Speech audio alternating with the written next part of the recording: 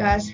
Bueno, hoy vamos a comenzar una pequeña introducción a lo que es el mundo Montessori, las aulas Montessori, la pedagogía Montessori. Cuando hablamos de Montessori, lo que estamos haciendo referencia es al ambiente preparado. ¿Qué será eso? Pues luego lo vamos a ver. Montessori no es algo novedoso, su pedagogía ya tiene muchísimos años, pero sí que es cierto que en los últimos años ha tenido un auge desde la aparición de varias escuelas a lo largo de nuestro país con esta filosofía de educación. Veréis que muchas veces todos trabajamos con materiales, con metodologías, actividades que pueden tener un poco de parecido, que cumplen algunos de los rasgos de la metodología Montessori. Pero la metodología Montessori en sí es un todo, ¿vale? Vamos a ir viendo qué quiere decir.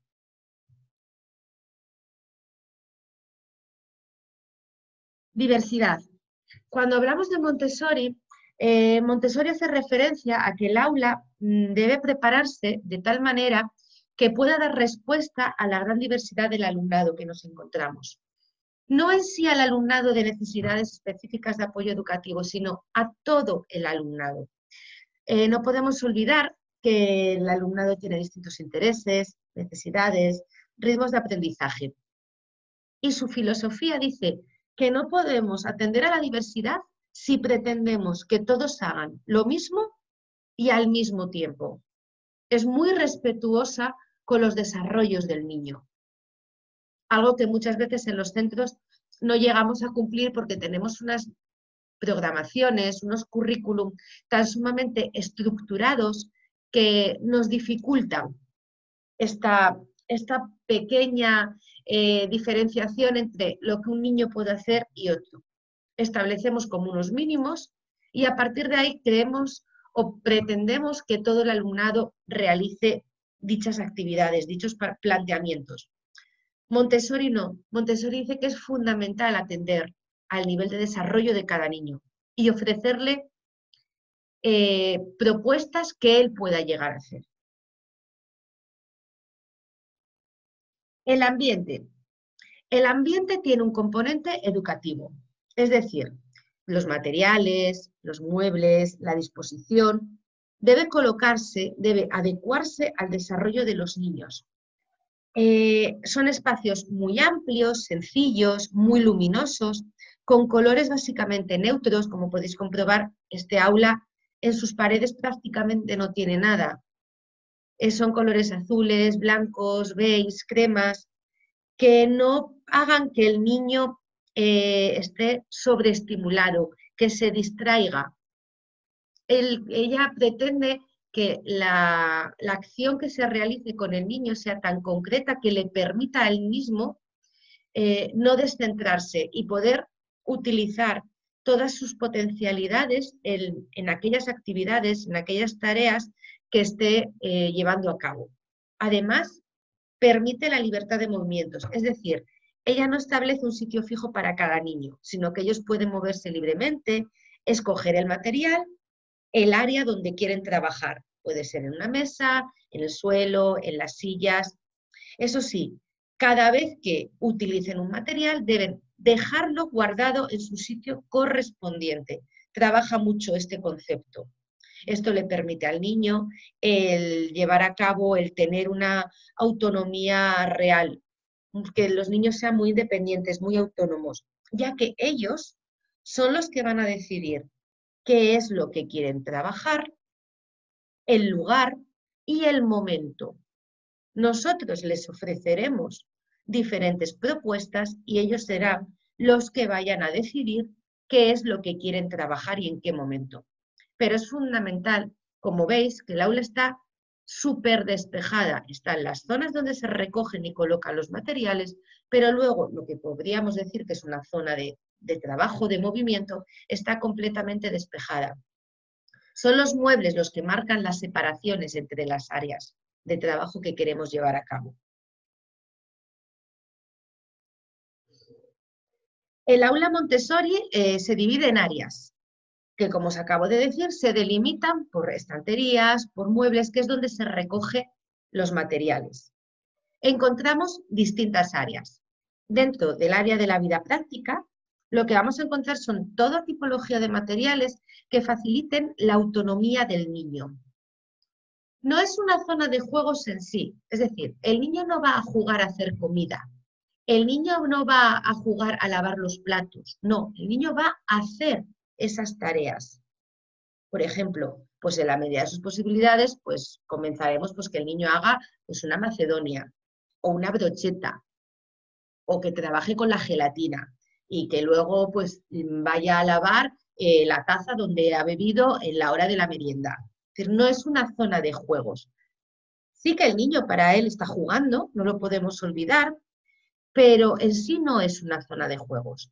Vamos a incluir actividades del tipo hacer zumos, preparar el almuerzo, vestirse y desvestirse, cuidar plantas, etc. Dentro del área sensorial, los materiales con los que nos vamos a encontrar están diseñados para poder desarrollar y perfeccionar los sentidos. Esto nos va a llevar a un desarrollo y a una activación de las inteligencias, de la inteligencia del niño. Vamos a comparar, reconocer, seleccionar, identificar con distintos materiales y así, por ejemplo, el niño va a poder comprobar los distintos colores, los tamaños, las cantidades, las cualidades de los objetos. Esto además lo vamos a unir con el movimiento, es decir, no tienen por qué ser actividades estáticas. Ella resalta mucho en el trabajo que se hace muchas veces en las aulas con una ficha en la que tenemos un trozo de lija y un osito, para que entiendan lo que es áspero y suave. Es verdad que en los últimos años nos encontramos cada vez más en las aulas con materiales sensoriales, tipos dominós, lotos, que nos permiten que el niño trabaje con esos materiales, que los toque, que los sienta, que los note. Porque dice que, a ver, viendo una foto, solo está viendo una foto, identificará un objeto, pero es imposible que llegue a sentir, a percibir qué cualidad tiene ese objeto. Entonces es una zona en la que nos vamos a encontrar eso, con cantidad de materiales que nos faciliten que el niño aprenda a comparar, a identificar, a diferenciar. Muchas veces nos damos cuenta de que son actividades que se englobarían dentro del campo de la lógica matemática, en un aula quizás más ordinaria, ¿vale? ¿Qué otras áreas nos encontramos? Pues nos vamos a encontrar con el área Montessori, perdón, con el área de las matemáticas. Montessori trabaja la matemática en sí a través de actividades manipulativas y con una secuencia muy concreta de presentación. Todo es manipulativo. Daros cuenta que en Montessori, en educación infantil, se llega a trabajar con el concepto de millar, cosa que en una aula ordinaria es prácticamente imposible. No es imposible, pero sí que no se suele llevar a cabo. Como veis, su estructura está muy marcada. Si os fijáis en la foto, todo tiene su caja, su hueco, su bandeja, para que no haya dispersión. Es decir, yo cojo algo, trabajo sobre eso. No tengo un conjunto y tengo al lado el ábaco con los bloques lógicos, con los números, no. Si estoy con el ábaco, estoy con el ábaco. A no ser que el ábaco, por ejemplo, me vaya a facilitar, vaya a ser el paso que necesito para llevar a cabo otra actividad. Dentro del área de los lenguajes, como siempre, a través del tacto, va a reconocer, van a presentarse las diferentes letras. Es decir, todo es sensorial. La lectoescritura, en un principio, la trabajamos de manera indirecta desde distintas áreas. Pues en el área sensorial lo trabajamos a través de la discriminación auditiva, con el uso de la pinza, la vida práctica a través del desarrollo de la motricidad fina, porque todos esos aprendizajes son los que nos van a llevar al final a que el aprendizaje de la lectoescritura sea un paso más. Dentro del área de la cultura general, con lo que nos vamos a encontrar es que vamos a trabajar otros campos, es decir, vamos a trabajar la geografía, las ciencias, el arte, la música, la zoología. ¿Con esto qué queremos decir?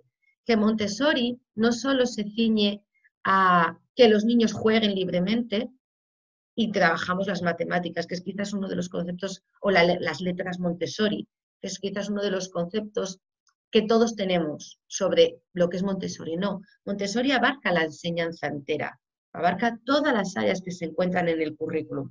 Daros cuenta que todas las escuelas con las que nos encontramos, que se basan en esta filosofía, deben ceñirse en sí, deben cumplir el currículum que tenemos establecido. Lo que pasa es que está estructurado de una manera completamente distinta. ¿Qué queremos decir con estos 5 apartados? En referencia a los materiales, podemos decir que los materiales Montessori son materiales específicos. Tienen un fin muy concreto, una forma correcta de uso y además una secuencia concreta de presentación y progresiva. Su uso no es al azar. ¿Esto qué permite? Que el niño pueda ir autocorrigiéndose todo el tiempo. No necesita que el docente, que un adulto esté a su lado al final de cada actividad para decirle si está bien o está mal. Tienen un uso tan concreto y tan marcado que el niño va a poder autocorregirse. El orden. Tiene que ser un ambiente muy ordenado, tanto en el uso de los materiales como a la hora de recogerlos.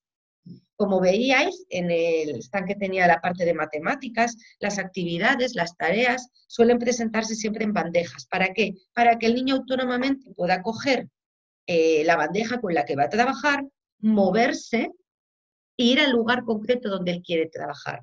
Y además esas estanterías nos van a delimitar, nos van a marcar esos diferentes huecos, espacios. El trabajo en el suelo, como veis, puede delimitarse con una alfombra muy grande si vamos a hacer pues algo en conjunto, o alfombras pequeñas que le permitan al niño también recogerla y dejar ese espacio vacío, libre. El niño no tiene en sí la obligación de pasar por todas las áreas, no tiene la obligación de realizar todas las tareas.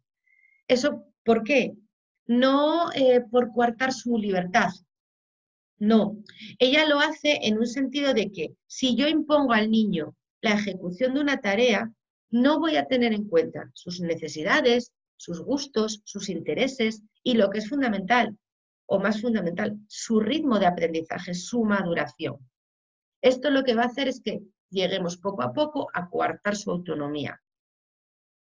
La mayoría de las actividades en el mundo Montessori tienen un carácter individual, pero esto no quiere decir que no se trabaje el contacto con los otros, la socialización. ¿Por qué? Porque el niño y la niña de manera natural va a acercarse a los demás.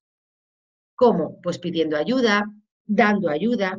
¿Esto qué va a implicar? Que el niño vaya formando esa parte social que necesita y que las relaciones tengan un carácter intencional, no impuesto por un adulto normalmente. Además, no podemos olvidar que es fundamental ya desde el momento en el que trabajaba Montessori, el papel del maestro. Ya en aquella, ella no entendía el docente como un ser impositivo que daba su clase magistral y ya estaba, no. Ella ya entendía el rol de docente como un facilitador, no como el centro de la vida educativa. El centro de la vida educativa es el niño, él es el protagonista. El maestro lo que hace es observar y ajustar su acción educativa a todas aquellas necesidades que el niño va teniendo. Pero además no presta ayudas innecesarias. Es decir, no hace que el niño no pueda hacer las cosas. Si el niño sabe hacerlo, tiene la maduración para hacerlo, yo no tengo por qué hacérselo, sino que él tiene que ir poco a poco siendo autónomo e independiente en sus acciones. ¿Vale? Bueno, hasta aquí vimos la parte quizás un poco más teórica de Montessori, y en la próxima sesión, mini vídeo, lo que vamos a ver es cómo Montessori no solo es para educación infantil, sino que también lo podemos trabajar en edades un poco más superiores, ¿vale? Pues nada, chicos, nos vemos en el siguiente vídeo. Besitos.